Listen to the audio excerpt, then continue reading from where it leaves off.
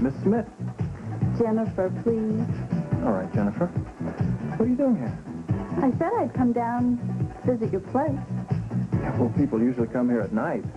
I'm not the disco type. What type are you? I like places that are warm and quiet so people can talk and get to know each other. Well, this place is pretty awful in the daytime. It takes the music and the lights to bring it to life. However, I could offer you a cup of coffee. Love it. Black? Please. Let me take your coat. Thanks. Why don't you tell me about yourself? Well, there isn't really much to tell. I run this joint. People come in here to hang out. We have good booze, mediocre pizza, loud music, a few laughs if we're lucky, and maybe even a few dreams. A dream maker. I like that. You do. Would you buy a dream today, lady? They're on sale. We have all shapes and all sizes. Some are new, but some are used at greatly reduced prices. Thank you. I already have one. You do? It's nothing very complicated. Find a man, fall in love, marry, have children. Well, you put it right out there, don't you? Why not? It's what I want. No career? Maybe, but a career isn't that important. At least not to this girl. How does your father feel about that? Doesn't he have any ambition for his daughter? Not really. You know how my father is. A little old-fashioned. I don't really know him that well. You don't? We're casual acquaintances. That's strange. My father talks a lot about you. You're even on the list. What list? The approved list of young men that may ask me for dates. Oh, yeah. Oh, yeah, the list. He's really a wonderful man.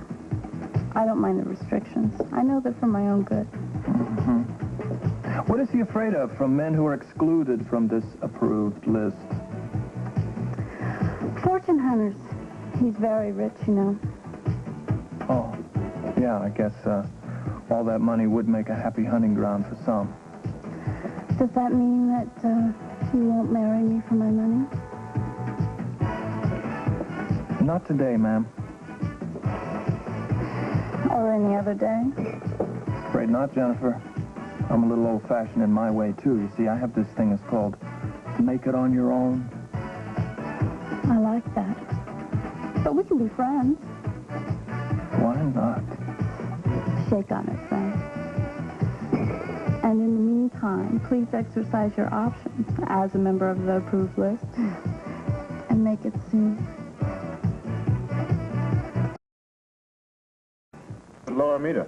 At the rape center. Group therapy. Hey, no kidding. Hey, this could be a good thing for Laura. Yeah, I'm thinking the same thing, Brian. She might be able to confide in somebody that's already been through it instead of having to do it to the whole group there, you know what I mean? Yeah, I guess some people aren't meant for that group therapy encounter. No, you were right. Laura's a very, very private person. Well, maybe you were trying to pressure her too hard. Yeah, you're right. You know, Laura responds better when she's not being pushed. But that's the thing that gets to me now is that Rick and Leslie split up. And I don't think that Laura's going to tell me. If she was going to tell me the whole story. She will. Someday, Scotty.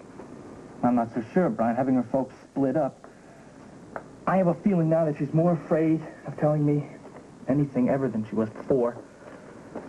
Well, let's face it, man. You were pretty much out of it when that rape happened. I mean, you were going around threatening to kill somebody. Yeah, but she's not afraid of that anymore. She knows that I've cooled down a little.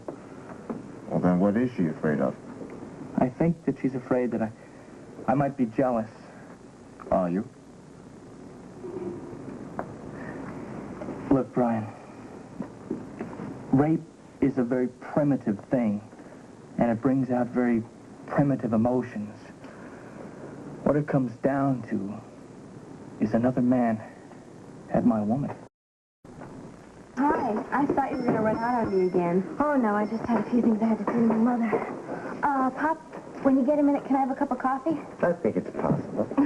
Thanks. You really seem to want to talk this morning. Yeah. Oh, Laura, now I'm getting it from both sides. What do you mean? My boyfriend, Don, keeps pressuring me to name the man. And then the man himself called again. You just better be glad that he lives in another town. There we are, freshly pressed. It smells good. Thanks, Pa. I'm real glad, believe me. So what did he want, anyway? Same old thing. He's worried about whether or not I'm going to prosecute him. He's making me a nervous wreck. I can imagine. What if he stops calling? I mean, what if he just comes to see me? That really frightens me. He's afraid that you're going to ruin his life. I wonder what he thinks he's done to yours. Laura, how do you feel about prosecuting the man? Well, that's a hard question. Look, level with me. If you do name the rapist, I should say when you name the rapist, are you going to be ready to prosecute him? All I can say is, right now, probably not. Are you any closer to telling Scotty the truth about what happened to you? No. I'm still afraid of what his reaction might be. And Joanne, please don't tell me to go to my mother first, because that won't help. I mean, I wish I did have a mother that I could go to first. But look what a mess she's in because the truth came out. I mean, what's the point in telling the truth anyway? If you feel up to it, don't do it. Yeah, it's strange, you know. One day I'm fine, and the next day I just fall apart again. No, it's not so strange. I understand. Laura, something happened last night that just really got me uptight. I got a call from the man who raped me. He wants to see me and talk about what happened. He says he's feeling a lot of guilt. What did you tell him? Well, Laura, I don't dare see him. For one thing, if Don ever found out, he'd be furious. Yeah, I know. I saw the way he reacted when you admitted at group therapy that day that you felt some kind of attraction for me. Don's been making me pay for it ever since.